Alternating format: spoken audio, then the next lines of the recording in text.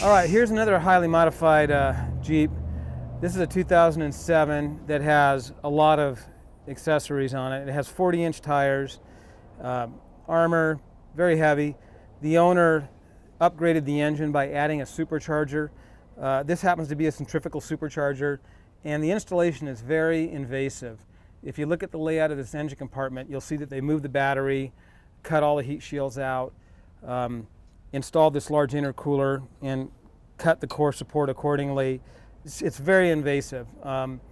In the end, you're picking up maybe 40 to 50% more horsepower and some more torque, but is it really enough for a Jeep that weighs 7,000 pounds that has to work at high altitude on mountain passes? And for a lot of owners, it's not.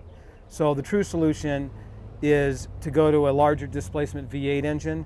V8 engines with larger displacement inherently are more efficient under a heavy load than a smaller engine would be, turning at higher RPMs. So we're going to remove this supercharger system and install a 6.2 liter V8, and part of the process is going to be to restore the vehicle back to the way it was.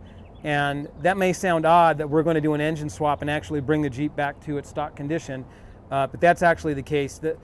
It's always better to leave the vehicle as original as possible with the least amount of modifications as possible, because the manufacturer did design it to operate in that condition. Things like heat shielding, this is actually a module. It's called the gateway module, or the totally integrated power module. And there's a computer inside this at the bottom that is now exposed to heat.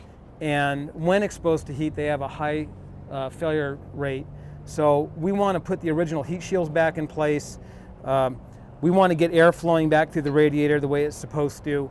And with a low RPM V8 in this vehicle, it will haul this vehicle much more efficiently than a supercharged 3.6. And in addition, the sound, the delivery of power is more linear, the cooling, in the end, this customer will be much happier with a Jeep with this many accessories with a V8 than he will be with a 6-cylinder. And we take a lot of superchargers off to put V8s in.